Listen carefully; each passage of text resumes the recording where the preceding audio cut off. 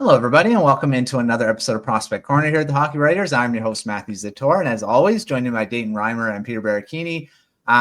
Guys, we're into September now, and we're getting closer and closer to junior hockey starting their seasons, NHL hockey, all that fun stuff. Off-season's been very long. Yes, we had the Olinka Gretzky. We had some stuff to kind of tide us over, but we're getting into finally some season starting. So Dayton, how's it going? It's good. Yeah, I am very ready for the hockey season to start. It feels like it's been too long again. It always feels like the summers are so long without games to cover and games to watch and all that kind of stuff. So yeah. And Peter, how's it? Yeah, it's going good. I mean, even just overall, too, there's hardly anything to talk about, especially this year. Yeah. There wasn't a whole lot to literally talk about. Now that with training camps happening, with players to watch, roster positions right now, it's going to be a little bit more interesting. And even the prospect battle for 2026, it's going to get very entertaining right now. So, glad that some actual hockey content is starting up again, because I bet you guys could relate to this too. August was a very, very difficult month to try and come up with ideas for stuff. So, just happy that September's actually here and we're getting closer to hockey time.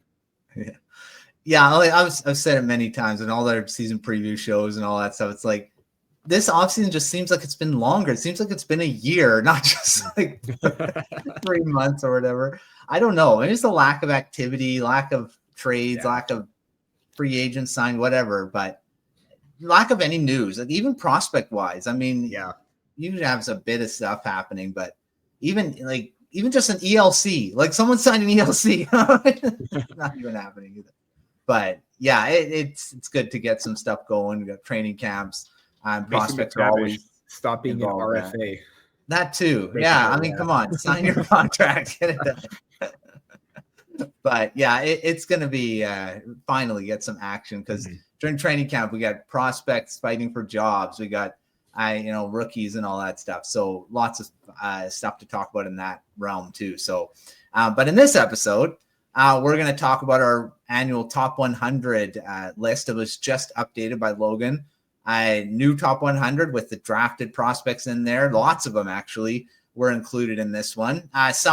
A lot of prospects graduated as well, which was, of course, always happens. Guys that have played too much, too many games, kind of aged out and stuff like that. And we've got some new names to talk about, although we have probably talked about many of these guys on this list on the show in the past, but we're going to see where they kind of rank and talk about a few of them. So let's get started with, Logan added an honorable mention section, which we haven't. I don't think he had an honorable mention section at the beginning of this season. It seems like, unless it was just a little list, but he actually has a write-up for each of the guys. So we'll take a look at that first, and we'll look at the honorable mentions. There are 8 names, if I'm counting correctly here. Yes, 8 names. So I'll start with you, Peter. Anyone on here that you want to kind of highlight as maybe someone to watch this season that's not on the top 100 list, but deserved a mention outside of it here? I keep going back to Hunter Preseason. I feel like this is a name that really kind of flew under the radar, especially, with the Vancouver Canucks organization. Now that he's with Calgary, this was a dynamic playmaker on the back end for the Kitchener Rangers a few seasons ago. And I feel like now that he's in a spot where he can elevate his play, he could be a little bit more of a playmaker on that back end. I mean, you already got that offensive puck moving dynamicism with him and Zane Parekh. Parekh has more of that shooter's mentality. Preseason, kind of that playmaker. So it's really interesting to see how big of a step he's going to take this season within the Flames organization, because I really do like the upside that he brings. It's just, I didn't think maybe there wasn't quite much of a path for him in Vancouver, but maybe there's definitely one right now, as that trade kind of happened with Elias Lindholm. That was a trade. I was drawing a blank there for a quick second, but it kind of feels like that trade happened forever ago. But I do like the upside that Preseason brings. I think that he, again, kind of a little bit of a dynamicism with the puck moving abilities and playmaking in the offensive zone. I think it's really going to benefit because when you think of offensive defensemen, you just think of guys that just shoot the puck constantly, get into those spots, but he creates plays from that back end, and I think that's just as important as finishing them off or getting into those open lanes as well. So watch out for him. Yeah, I've mentioned him. He was one of my favorite guys to mention on prospects of the week when he was a Canucks prospect. And unfortunately, Lindholm's not with the Canucks anymore. And then now it's just kind of a lost prospect. So, I mean, I'm kind of bummed on that he's not part of the Canucks organization anymore. But yeah, he's going to end up being a pretty good guy for the Flames in the future. He's played in the AHL already. Might get some call-ups this season. He already has, I believe, one NHL game under his belt. He got that last season right at the end. But yeah, we'll see how he does. Dayton, what about you and these 8 names? Anyone you want to mention as taking or to watch this season? Yeah, I'm going to keep watching Fabian Lasdell. He is a name I think we've talked about for quite a while. He's popped up in a few rumors. Nothing from what I've seen, anything substantial, because nothing's been substantial lately. As Peter mentioned at the top of the show here, there's been no solid rumors, but Lasdell's name has popped up a few times. It would be interesting to see either where he goes or what his role is in Boston. It feels like he's kind of been floating around there for quite a while. He is a high-paced player. He could become maybe a middle 6, maybe a top 6. I think initially they were hoping he was going to be a top 6, but that might be a bit of a stretch now, just based on the way he's developed. 34 points in 52 games last season, had 12 games with the Bruins. He looked okay.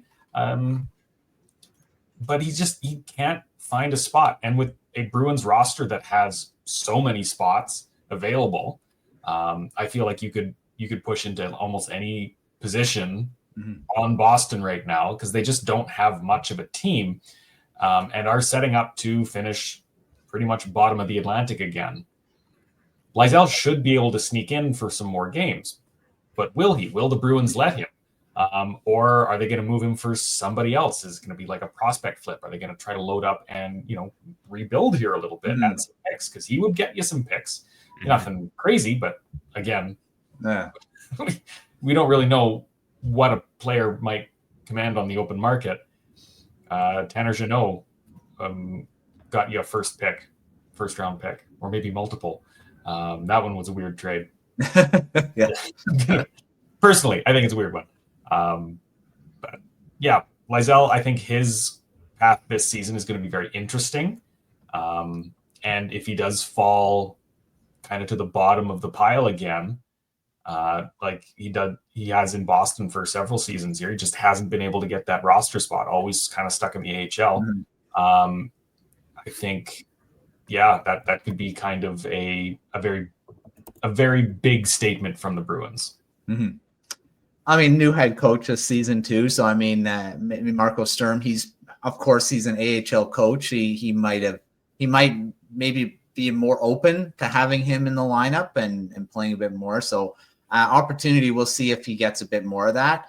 Like I say, there's going to be some more spots open this season than in the past for a guy like Lasdell, and I'm hoping he does hit. I was mentioning on the Boston Bruins season preview that he was always one of my favorite prospects when he played for the Vancouver Giants here. So very good player and very creative, very fast. I mean, that's just, I think he can have success in the NHL. It's just maybe taking a bit more time than I kind of anticipated. I thought he'd be already kind of hitting now, because it's been a few drafts ago when he was drafted. So we'll see if he can kind of hit this season. All right, let's move into our top 100 now and go from 100 to 91. And another Bruin on there, Fraser Minten, it kind of starts it off there. I'll start with you, Dayton. From this group of 10 here, lots of defensemen. Actually, it's probably a bit of a good split of forwards and defensemen in here. What are you looking at in this first set? Yeah, this is a fun group, I think. Lots of interesting names here. But as a Senators writer, I'm going to be watching Logan Hensler. That is not the guy I expected the Senators to pick, but I think he'll have a great place with the Senators, who are really developing their defensemen. Carter Yakimchuk should be in the NHL this season. And you have some guys who are pushing for NHL spots, which I think will open up some AHL spots here pretty soon. Not this season. He'll be in the NCAA. I can't remember the university again. Wisconsin. There we go. Yeah. The new North Dakota for the Senators. They like picking out of one single university, it seems. Because I believe, let me just double check here. Yes, Lake Montgomery is also going to Wisconsin, and so is Bruno Idzan, another 2025 pick from the Senators, and also an older pick, Tyson Dick. All those guys are Senators picks, all of them on University of Wisconsin. Hensler, of course, probably the biggest name of that, unless you think Montgomery is going to, surprise again. Hensler was projected to be a top 10 pick at the beginning of the draft, if I have my facts remembered correctly. He is a very smooth, skilled defenseman, plays more of a two-way game, great mobility. It'll be interesting to see if his offense takes another step, though. He had 12 points in 32 games with Wisconsin last season as a freshman. That's pretty good. Can it go to the next level? And I think that's hopefully what the Senators are wanting him to do, to work on that offensive game. His defensive game seems pretty solid already. But we'll just kind of have to see what his progression is this season. It's more eyes are going to be watching him for sure. And he gets on the top 100 list too, so that's pretty good. I mean right D as well. I mean that's always a good position to have too. So we'll see what he can do in the NCAA this season. Peter, what about you for this group? I mean, 3 Nashville Predators. As we keep going, there's a lot of Predators on this list. But who are you looking at in this group? Yeah, I feel like we'll talk a lot about a lot of the Predators pool, and I think we're going to talk a little bit more about the San Jose Sharks pool, and I'm going to pick my guy Kasper Halttunen because he was one of my favorite players heading into that 2023 draft, because of the fact that initially there was probably no doubt that he was going to be a top 15, top 20 pick. Then the injuries happened, the inconsistencies, concussions, and he just couldn't quite find his footing. But there was always a sense that he was probably drafted outside of the second round. He probably would have been an early second round pick anyways. But I felt like there was always first round potential. And you're seeing that based on what he's accomplished throughout the last 2 seasons, especially with the London Knights, in 2 playoffs, he's already had 32 goals, 17 last season and 15 this season, winning playoff MVP and getting another OHL championship and Memorial Cup as a result. So this is a guy that has that power forward mindset where he's very physical into board battles in the open ice. He has that powerful shot. He takes advantage any chance that he gets. I mean, the way that he's able to pinpoint, all the pockets, the corners, everything like that to get the puck past goaltenders is absolutely phenomenal. And already last season, he got the call up to the AHL and he already has 4 points in 6 games. So kind of feels like that transition is going well for him at the moment. Obviously, with a full season under his belt coming up, it's going to be really interesting to see how he can continue to adapt with the Barracuda. Obviously, I get there was a little bit of a knock on his skating and potential for the NHL, but I kind of feel like his skating isn't that bad. Just from what I've seen, especially watching a lot of the London Knights, because of watching guys like Sam Dickinson, Sam O'Reilly, Easton Cowan, basically all their top prospects that are on that team, I really feel like Halttunen has a really good future as a power forward on the wing. May not be top line material, but he could definitely fit well on a second line and provide very strong secondary scoring in the future. I really think that he's got a lot of upside. He's already shown that in a small sample size in the AHL, and I'm not necessarily curious, but I'm excited to see what he can do this year. Mm-hmm. Yeah, the progression seems to be there. It's looking like looks fine in the AHL, which to be an NHL player, you have to be pretty good in the AHL too. unless you're jumping right to the league, that is. But yeah, he's been a guy to watch since his juniors and now moving into the pros as well. So yeah, definitely a guy to watch too. I'll mention Gavin Brindley. I mean, you all know how I love that guy. He's now an Avalanche prospect, but he might get some opportunity with Colorado this season and maybe in the bottom six. But I mean, he might get maybe less of an opportunity than he would be in Columbus, because Columbus probably have a little more room for him. But now he's part of the team that he could potentially even be playing with Nathan McKinnon at some point, which would be pretty cool for him to do, because he's a very high energy, highly skilled guy. So we'll see what he can do in the AHL too, because he didn't really hit too much. He wouldn't produce a lot last season, but we'll see how he does as he keeps progressing as well. But it's nice to see him on the top 100. All right, let's move into our next group, and that is our 90 to 81. There's one group here. There's a lot of defensemen. It's not this one yet. But I'll start with you, Peter. Who are you looking at in this list?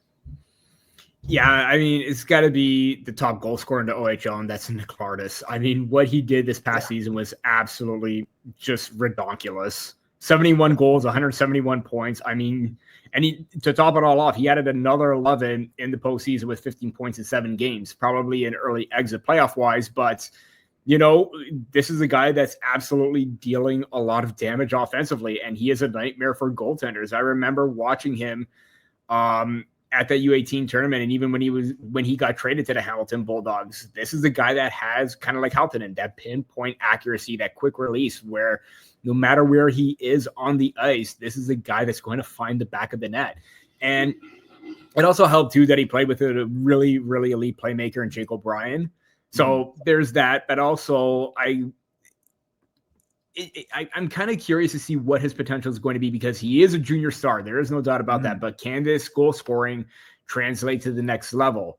I mean, within Chicago's system, yeah, it probably could, because if you're going to be playing with the likes of Bedard, Frank Nazar, a lot of high-end quality players right there that are going to be the core part of their future. And I think that having Lardis as that finisher could work out, but then again, he is a little bit on the smaller side. He is only 5'11", 185 pounds. There's the fact that majority of his goals possibly were also power play goals too. Don't know the whole entire splits. We'll have to double check on that, but there were quite a few power play goals, or not necessarily a discrepancy, but I'm just going to double check that just to see the difference between the two. But you can't argue the fact that no matter where he is, if it is 5-on-5, if it is the power play, he's going to hurt you offensively, no doubt about it. And yeah, it just seems like this year was a great step forward. Even in the past, he's shown that lethal shot.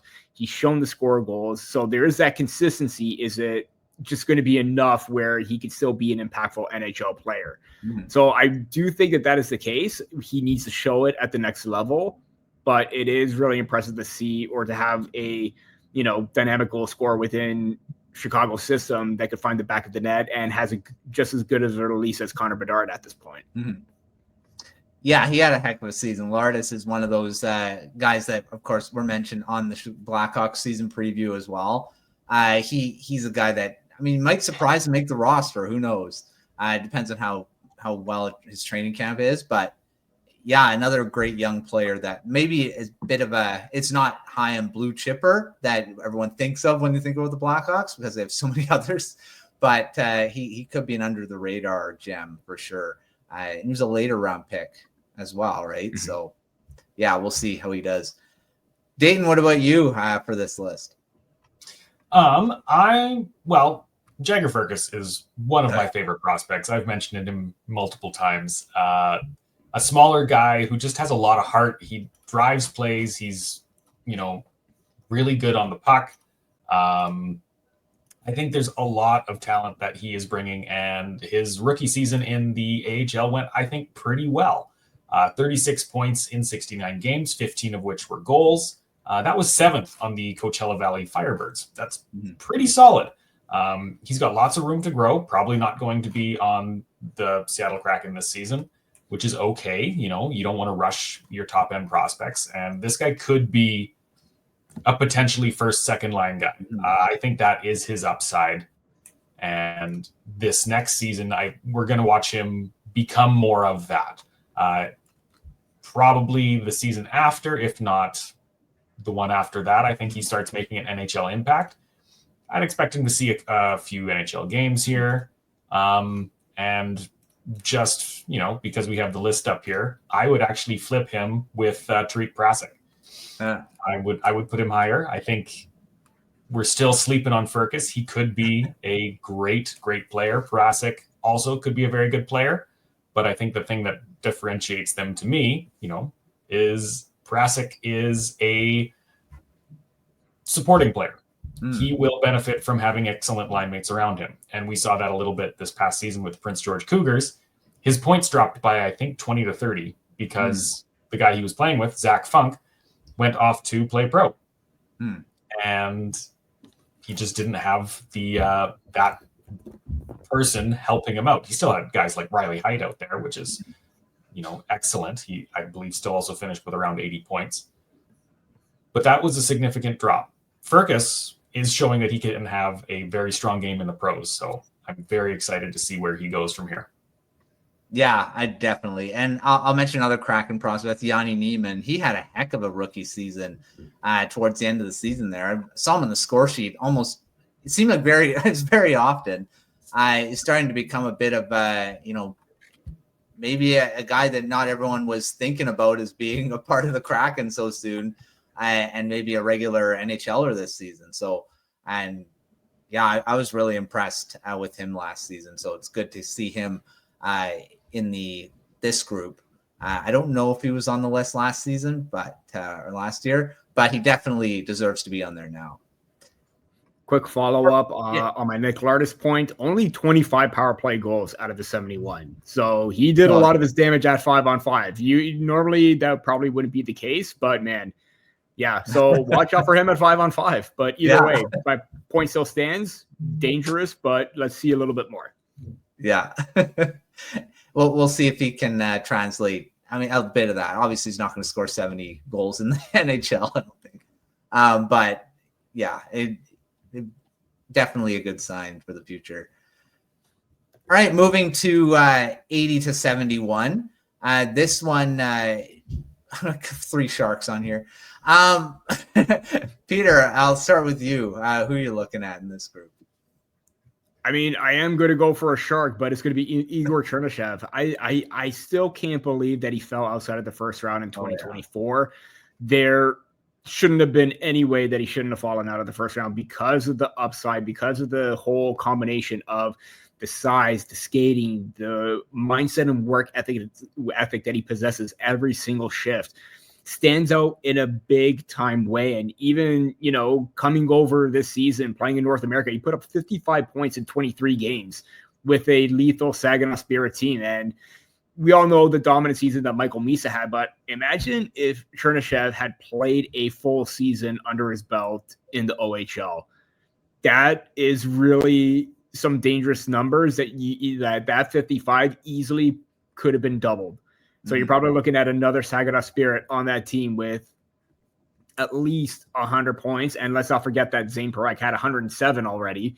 So you could have had 3 players on that team with over 100 points. Now, it didn't quite end well for the Spirit, but I really love the game that Chernyshov had every single time I was watching him.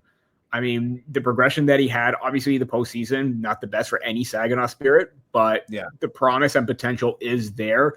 And obviously, when you have the likes of Celebrini, Will Smith already in the NHL, having this kind of a player move up onto the wing as sort of that complementary player that can kind of be that workhorse that can go into the corners, dig a little bit of the pucks out of the corners along the boards. That's not to say that Celebrini and Smith can't do it, because they definitely can.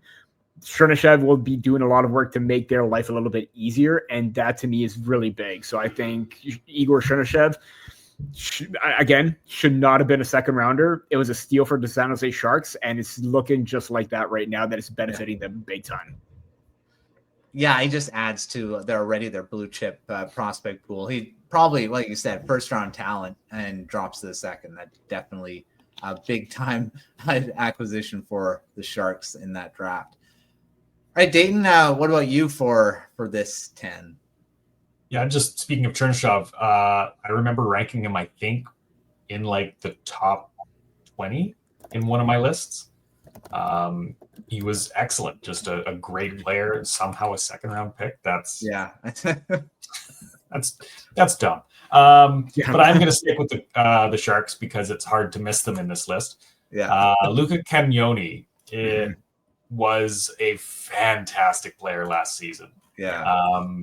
And just like the little guys that we talk about frequently, he was being slept on, right? He is a 5'9" defenseman, had a lot of points in the WHL, finished with 90 in 65 games with the Portland Winterhawks.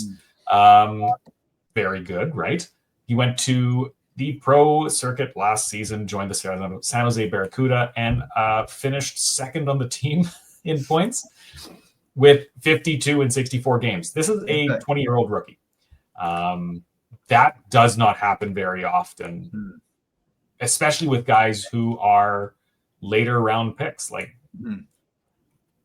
Cagnoni wasn't expected to be as impactful as he is. He was picked 123rd overall in 2023. And he is proving to be a highly intelligent, dynamic defenseman. He can play any position that he needs to. He was put into pretty much every position that he needs to, that the team needed him to be, and he succeeded. He thrived. The San Jose Sharks may have one of the most dangerous defensive prospect pools, because I believe Sam Dickinson is also there, is he not? Yeah. That's terrifying. Having Dickinson and Cagnoni as a 1-2 punch in the future, because I think this guy's second pairing. Like, do not underestimate this kid. He is going places, and I don't think that rookie season was a fluke. He proved that he is a highly talented player. And it's big for a defenseman in the AHL too, right? To be able to put those points up in his first season. That doesn't happen, like you say, doesn't happen often for guys like that. So definitely very impressive to start. And who knows, he might get some more NHL games this season, depending on how they kind of work their defense in San Jose. So we might see him more in the NHL this season, see how he does there. All right, moving to 70 to 61. There's a Canuck on here. Yay. I'll start with you. Whoever. I just want some. Peter, who are you looking at in this group? We've talked about him before. I took him in our mock draft with one of Calgary's first picks. Didn't quite happen, but the Calgary Flames still took him in the 2025 draft, and that's Cullen Potter. I think we could all agree that this is a guy that has a whole lot of upside, and we know the Calgary Flames, when they take players with upside, it's definitely going to work out in their favor. We've already seen it with Matt Coronado, and Cullen Potter fits that bill as well. I mean, speed to burn every single time he's on the ice. He's an absolute play driver, and he gets results every single time. Again, don't let the numbers in his collegiate season fool you, because he was always constantly involved nonstop, and that's what you want to see with a player of his caliber.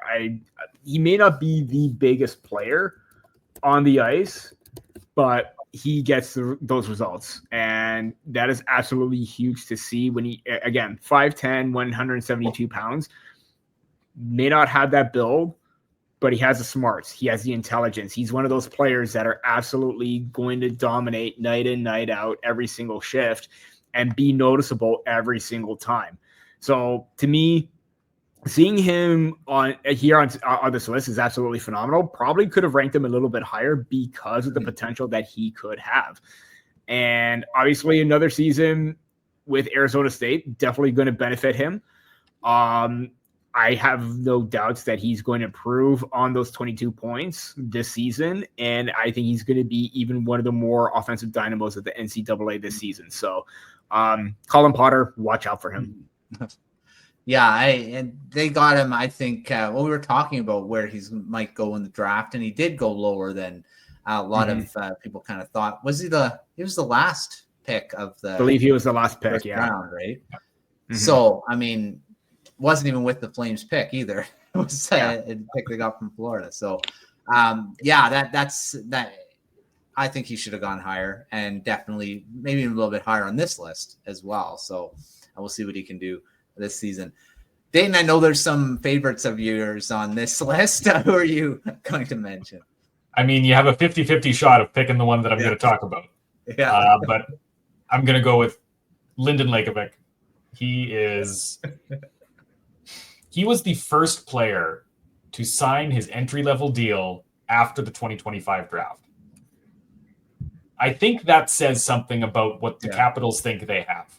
And I fully agree. I think this guy is a very special talent. And I think where some of the criticism comes in is that he doesn't show well on clips. If you're watching video, he may not look as, engaged or as intense or as physically imposing as he maybe should at 6'4".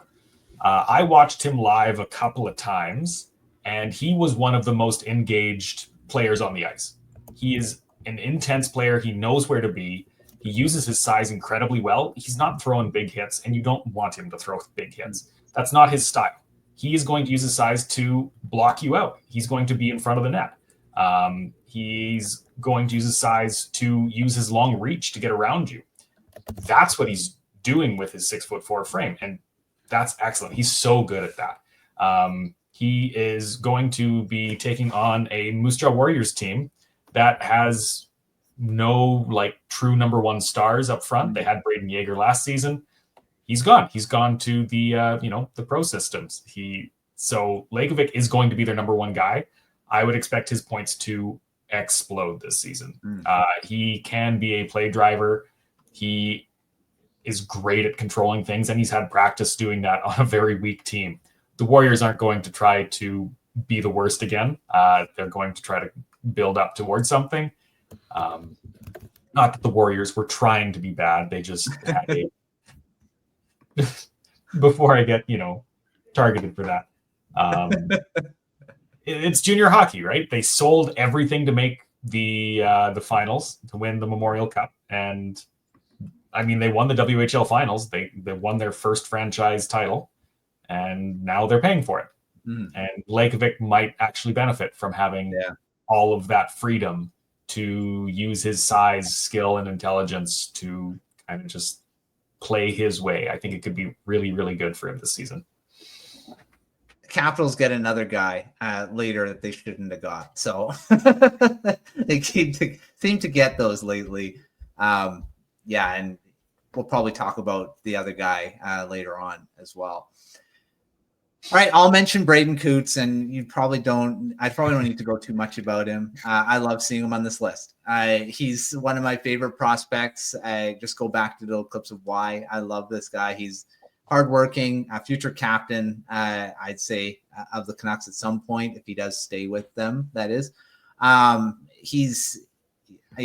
just love him. I think he's going to end up being a really good player for the Canucks in the next few years. Not going to be this year. I don't think he's going to be back to Seattle. And who knows what he can do in his next season. He had a really good season in his draft year. So I'm excited to see how he can climb on this list, because I think he can go much higher. Personally, I would have ranked him higher, but great to see him in the top 100 right now. All right, moving closer to our top 50. Peter, what do you got for this one? This is the one with lots of centermen in it. So it's tempting to take one of those centermen, but I gotta go with my guy. That's Keyshawn Aitchison. I absolutely love the fact that the New York Islanders took Victor Eklund and Aitchison back to back with those picks. And again, I could go on and on about how much I love Aitchison, but just go back to my final rankings and read the little blurb that I wrote about him, where I had him ranked 12th overall. Absolute bomb of a shot, clutch factor with the overtime winners and game-winning goals. And this is a guy that shows no mercy when punishing attacking forwards. He could just stand them up at the blue line and just run into them nonstop.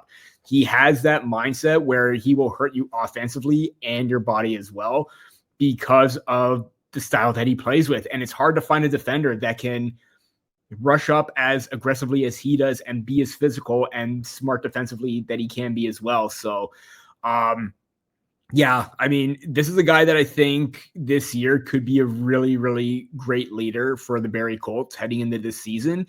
And this is a guy that leads by example with his play. He'll do anything and everything that it'll take to win. So, yeah, I just got to give another shout out to Keyshawn Aitchison before I have to move on to somebody else and not give any more shout outs to Keyshawn Aitchison.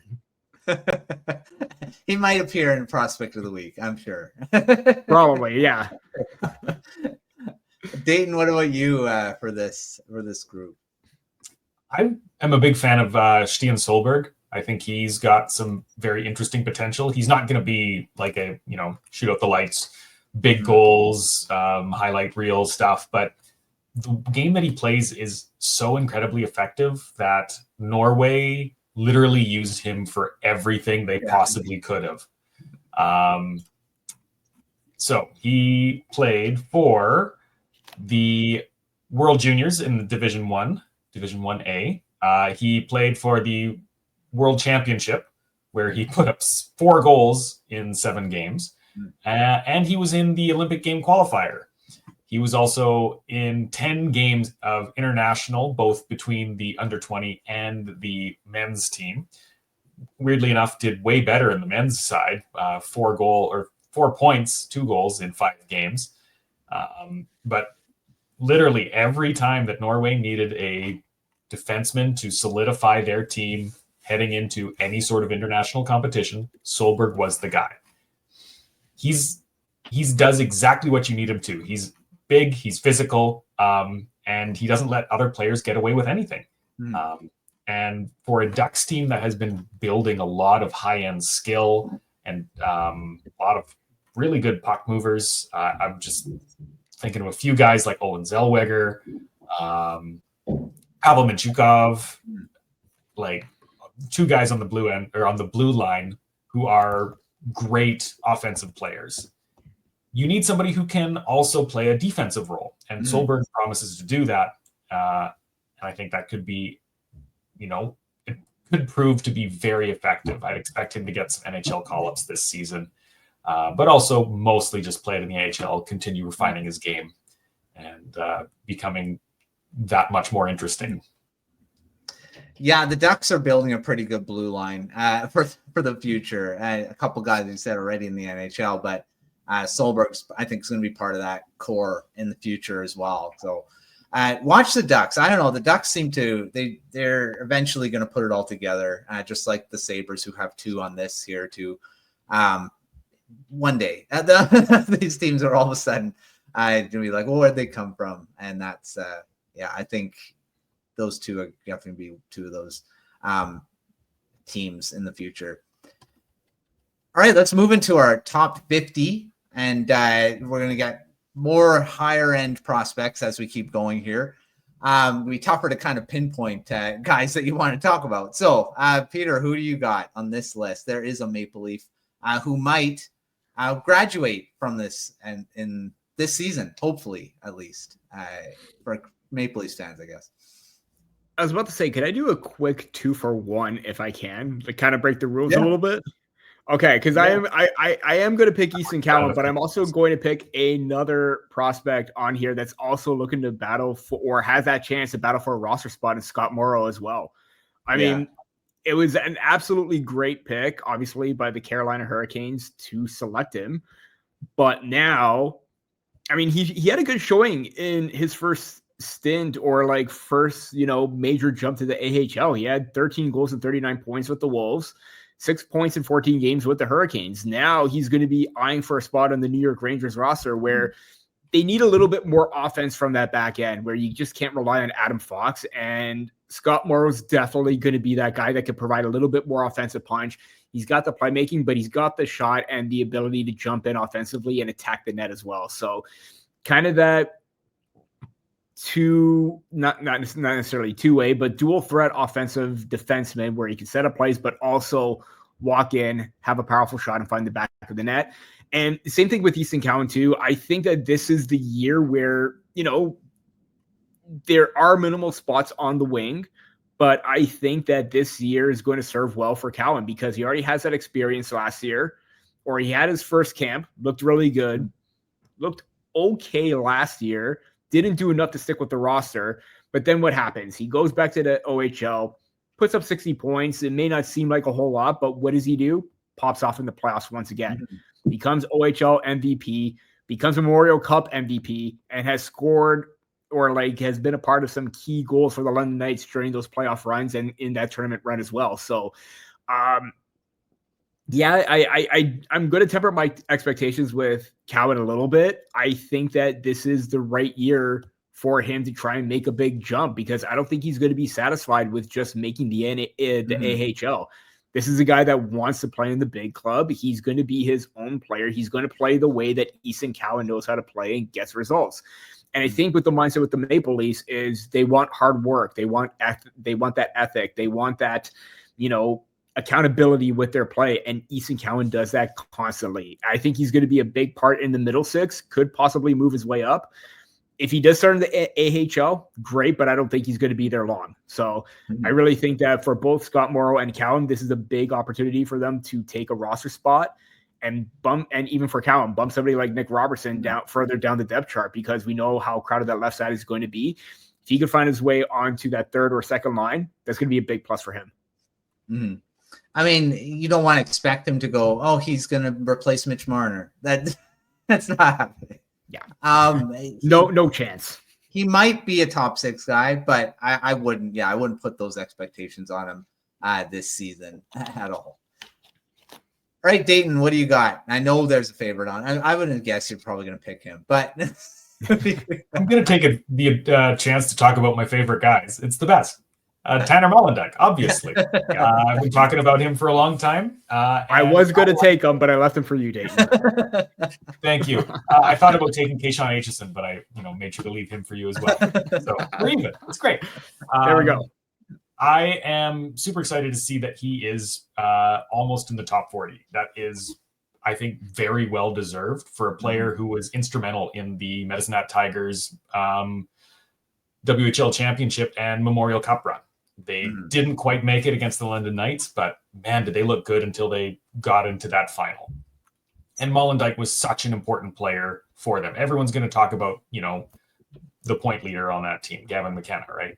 And they're still going to be talking about him this season as he goes to Penn State, I believe. Yeah. So you kind of forget about the guys who are just as important, playing more supporting roles. And Molendyk was one of the best defensemen on the team. He was using his intelligence and his mobility to make sure that he could play a shutdown role when needed to. He would jump into the rush when he needed to. And he has the speed to basically play both roles at the same time. I still remember when he was in Saskatoon, he was often used to shut down Connor Bedard. Connor Bedard didn't score a lot when he came to Saskatoon. You can look at the stats for that. I'm sure it backs me up because of the games that I saw, and I tried to see as many as I could because, of course, if he's coming to town, you're going to see Connor Bedard. Yeah. I think maybe a couple of goals I saw, but he was always with Molendyk. Molendyk was the guy who would not let him do anything because he has that speed and that intelligence and that positioning. He's such a great, strong defenseman. And I'm really excited to see what he does in the AHL this season. I will temper my expectations. He's not going to blow it out of the water because, it's a big transition. But I think he's got really, really high potential. And the Predators, they have history of great defensemen in developing them. And I think Molendyk's going to be part of that blue line sooner rather than later. I don't know when that'll be, but his first transition into that journey will happen this season. So we'll see. It might have his NHL debut at some point. We'll watch for that. Taking over for Roman Josi? Yossi's getting up there. You never know. All right. You never know. That's a high. Yes, that is. I like to swing for the fences. He definitely has the skating ability to do it for sure. All right, moving to higher on the list here. Oh, 2 Canucks on this one, 40-31. I'll start. Peter, who do you got? There's a lot of good names in this one. Tempted to take Justin Carbonneau because I love the high skill and flash that he brings, but I'm going with the other St. Louis Blue that's just ahead of him in Dalibor Dvorsky. I mean, we talk about the wave of Slovak players coming up in terms of Juraj Slafkovsky, Simon Nemec. Dalibor Dvorsky is already lumped in with those 2 guys as the guys leading the way for Slovakia.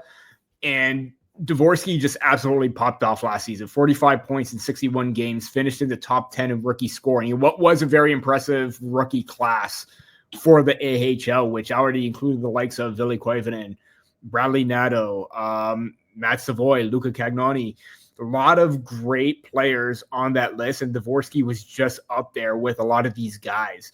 And it's very tough for, these young, 20-something-year-olds to come into a league filled with men and still dominate. And Dvorsky was one of those dominant players. Mm-hmm. And I think he's going to be one of those impactful players for the St. Louis Blues in the near future.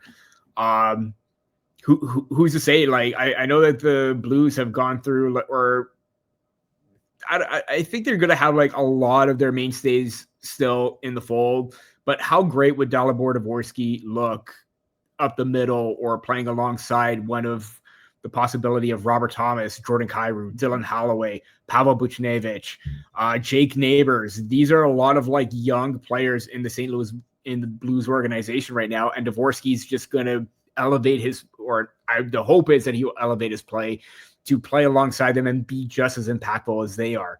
So I've been a big fan of Dvorsky ever since his draft year. I feel like he took a big step this year in the AHL. And if he does start in the AHL, kind of like some of the other players that will, it won't be long because I think he's going to make it very tough for St. Louis to send him down. I think he takes another big step this year. Yeah, I agree. He really, when he got traded in the OHL there, he started looking, or not traded. He just went to the OHL. He looked really good. So, I mean, I think, he definitely has a big future in St. Louis. And, I mean, the Blues, I don't know where they are really. Are they retooling, rebuilding? I'm not really sure. But it seems like some of their prospects are starting to maybe integrate themselves into – now Bolduc is gone. There might be an opening for some of these guys to come in. Mm-hmm. So, we'll see if Dvorsky is one of them. Dayton, what about you for this list? There's 2 guys that I'd love to talk about. You can break the rules. I already broke the rules, so you definitely can. I'll be brief on both. Michael Hage. I know I've spoken about how the World Juniors was mainly a top-down failure, but how was Michael Hage not on the roster? Yeah. Right. Mm-hmm. Sure, you can make a whole bunch of Canadian rosters.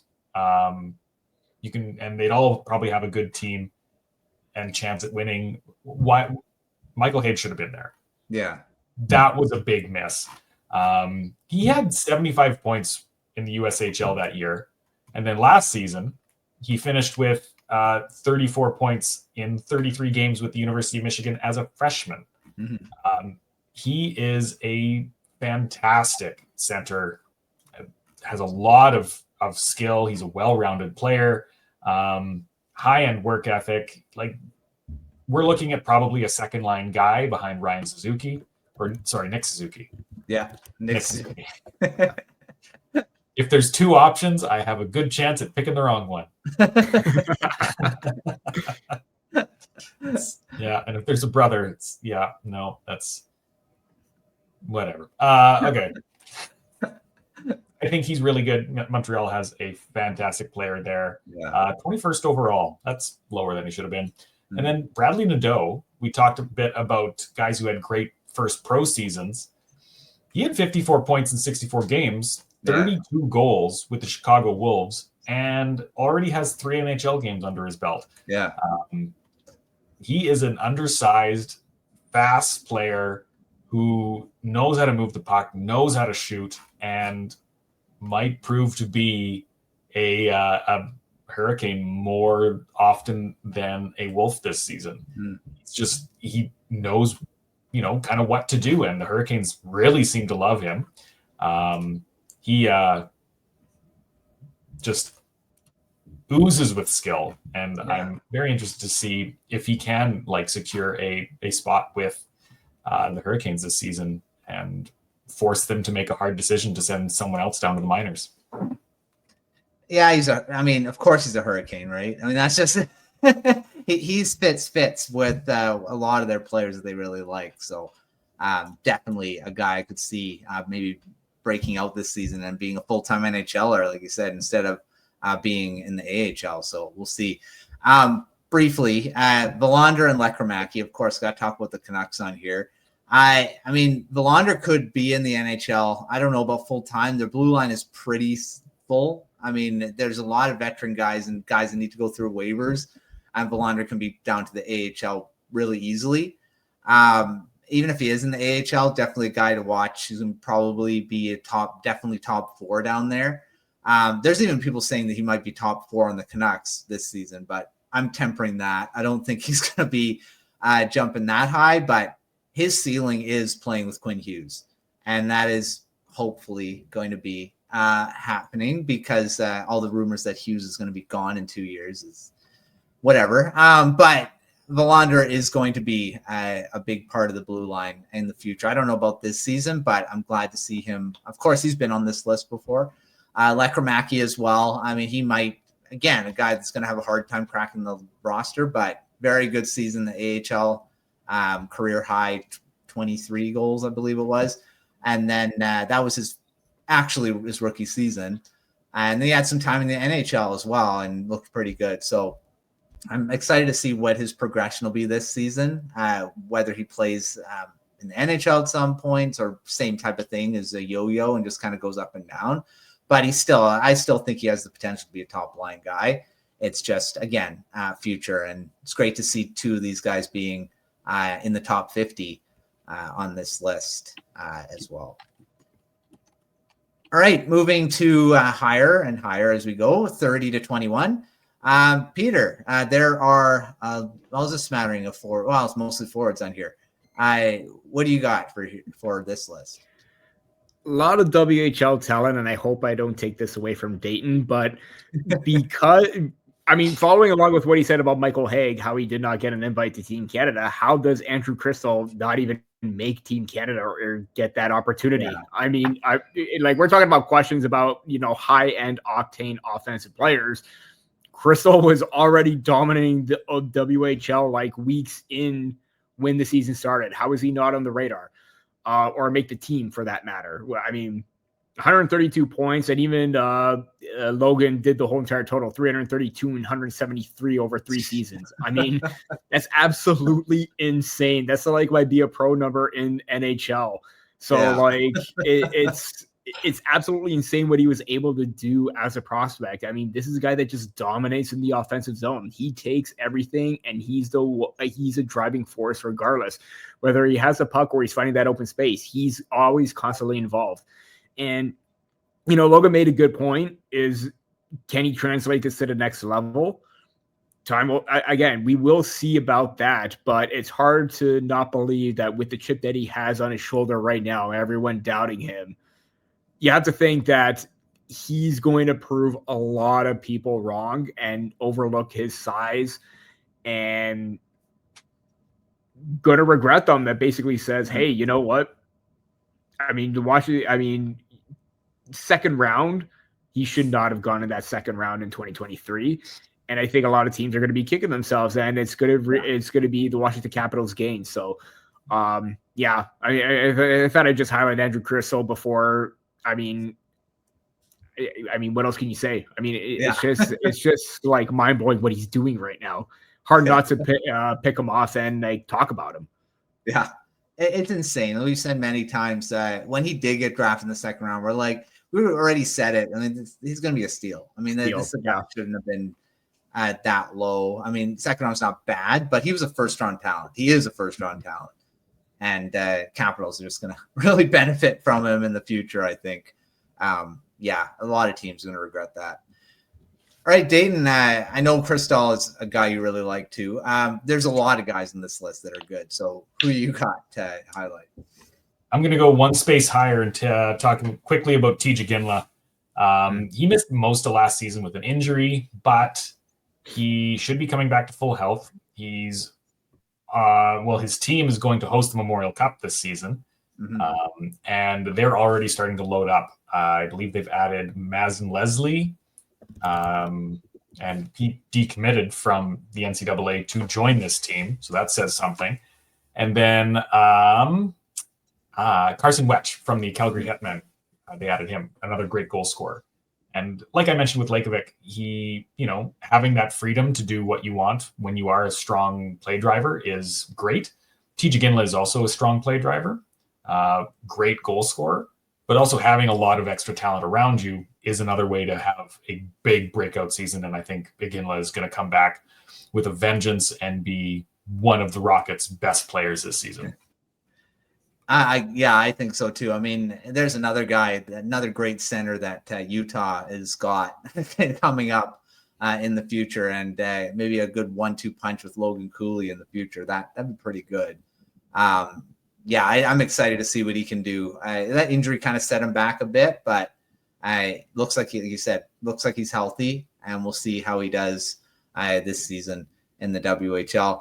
I'll quickly mention Sam Rinzel. He had a heck of a end of the season with Chicago. Reddy looked comfortable in the NHL, so could potentially be in a top 4 position because their defense, very young defense in Chicago, and Rinzel might be a big part of the blue line quicker than maybe a lot of people were expecting. Because I don't know, from what I saw, he looked like an NHL defenseman right off the bat. So I'm excited to see what he can do in his rookie season. Probably going to get a lot of responsibility with Seth Jones not there to take all the minutes that he used to do. So, I'm excited to see what Rinzel can do. All right, moving to the 20 to 11, and I'll stay with you, Dayton, for here. Who do you want to mention? I will mention another Ottawa Senator, the only other Ottawa Senator on this list, Carter Yakubchuk. If you look at the stats, he had a down year last season. I believe he went from about 70 to around 50. I don't have the stats just up in front of me right now, but he proved that he can play defense, and that's what Ottawa wanted. They said that as much at the beginning of the season, and when they sent him back to junior, they wanted him to round out his game. We already know that he can pull off high-end offensive, play driving skills as a defenseman, right shot defenseman. He has mobility, he has speed, he's a great offensive presence. Now we know that he's also a great defensive presence, and he can still put up almost a point per game. He was used as more of a shutdown guy. He took a step back intentionally to let other players, because he knew his team was better. That's what he said when he was, when I talked with him after a game. Just a very smart player who knows his role, and I think the Senators have somebody that they can rely on in the future here. His pro season, I think, is going to be interesting to see if he maybe makes the opening night roster, because he nearly did last season. Yeah, and they had to send him back to junior, so we'll see. Yeah, he had a heck of a preseason too. I remember one overtime winner. I think it was against the Maple Leafs. So a pretty good debut to kind of, but of course didn't make the team. But we'll see if he can do that this season. All right, Peter, who do you got for this list? I already talked about Frondel and Porter Martone quite a bit, but I started to talk a little bit more about Caleb Desnoyers towards the end of the 2025 draft. And there's a reason why I had him 3rd overall, because all he does is win no matter what level he is at. He's already has the QMJHL MVP and championship under his belt. He has Helenka Gretzky. He has U18. This guy wins at every single level and every single big stage, and he always makes his presence felt. Even at the CHL Wars that I was at, when Gardner McDougall, he was talking about Desnoyers, about him as a captain and as a player, and how he does whatever it takes to win. And, we already know that the Utah Mammoth already have a strong pipeline itself. And Desnoyers just makes him that much stronger and that much more competitive up the middle of the ice. And again, the points may not translate to the next level, but this is a guy that can't take charge, and he likes to draw players in, open things up, and uses teammates very, very well. I know that the Memorial Cup kind of left everybody wanting a little bit more, but we all know that he was injured. He was dealing with an injury. That didn't matter at that point because we had already seen enough of what he can do, and he definitely made the season count. So, I mean, I was a big fan of his. He rose up very quite a bit for me. He was always a top 10 player, but for him to crack my top 3, I'll still stand by that and view him as a top 3 player in this draft because teams want those competitive players. They want winners. Desnoyers is just that. Mm-hmm. Yeah, and I've said about the 1-2 punch with TJ Ginla. I mean, it might be 1-2 punch be a thing, Desnoyers, right? We'll see who gets there first. But, I mean, that's 3 great centermen with Logan Cooley there, too. I mean, yeah, Utah, I think, is set down the middle for a while. If all of them hit, that is. Cooley has already, but we'll see if these 2 guys can kind of join him and be that good. All right, top 10, and this is the best of the best, and there are lots of great players here. Dayton, who do you got? I mean, you can pick 2 from here because there's so many great ones to choose from if you want, that is. I'll stick with one. Just we're going on here a little long. We're pretty long, yeah. And we've talked about it many times about all these guys anyway. Oh yeah. If you're still listening at this point, congrats. It's a long podcast. I think Matthew Schaefer is well deserving of the number 1 spot. Yeah. He's not a generational defenseman, but he is highly skilled. And maybe one of the most likable players ever.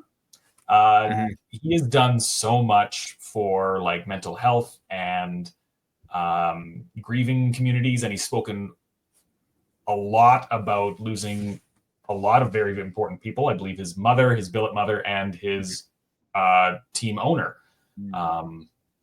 Someone high up in the team, if it's not the owner. He's dealt with a lot, and he has come back continuously to be optimistic and engaged and gives back to the community. That's what I want to see with a star player.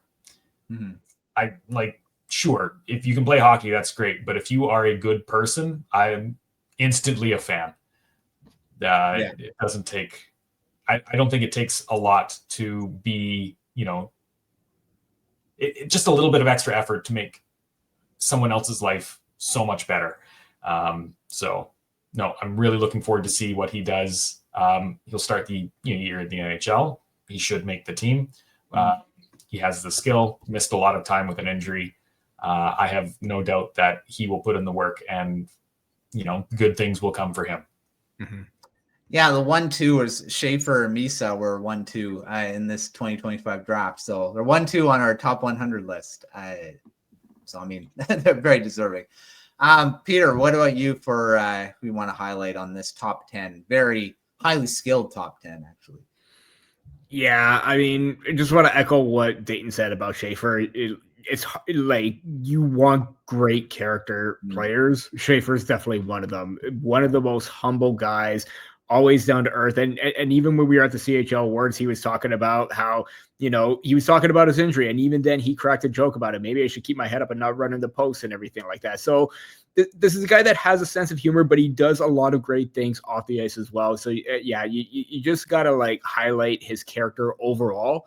It is really great to see. And I think a full season is going to do him very, very well.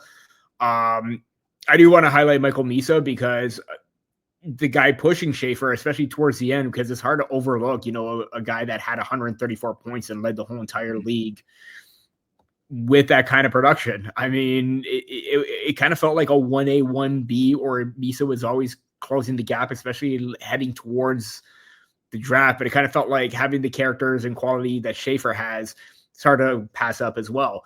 But I do think that Misa is close. I think is one of the more players closer to being NHL ready from this class because of that offensive ceiling, because of that upside. And already talked about two guys in Halttunen and Chernyshев. Why not talk about the next guy that's going to be a lethal offensive driver for this team, and Michael Misa. So, yeah, I took your point in trying to do another like quick 2-for-1. So yeah, Schaefer and Misa definitely worth talking about at this point. Yeah, I'm definitely the 1-2. I mean, Demidov, I could be in the conversation as well. I mean, he looked really good at the end of the season there, and even in the playoffs, looked comfortable in the NHL. So we'll see what he can do. Calder Trophy, I don't know if he's probably the front runner at this point, unless Misa and Schaefer actually they could contend too. It could be the top 3 on this list. Could be the 3 guys fighting for the Calder Trophy too. Who knows? We'll see. I mean, actually, if you want to look at it, a lot of these guys could. Nikishin is in that conversation. Zane Parekh in that conversation. This is the one I was saying about which one is full of defensemen. This is 6 out of the 10 are defensemen. So yeah, lots of good defensemen in the top 10. Zane Parekh is going to be a heck of a guy there. Lev Shunov. I mean, all these guys, there's quite a few that could be in the NHL this season. Higgins won't be. He's in the NCAA, but yeah, lots of good talent, lots of great talent on this top 10. So I'm okay with this top 10. I think it looks pretty good. All right. Well, thanks Dayton. Thanks Peter for coming on and talking our top 100 list. Very long podcast, as is always when we do these lists, because there's so many guys to talk about. So, but if you've stuck around this long, thanks for joining us for this over an hour episode. But the season's just around the corner. Lots of stuff to come. Lots of prospect content to still come. We got the top 10 goalies.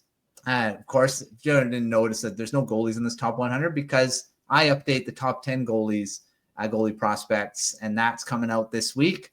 So check that out when it comes out, and we'll talk about who's on that list and where the movement happened. There were a couple new names that were added. So we'll talk about that one next week. But until our next episode, we'll see you next time.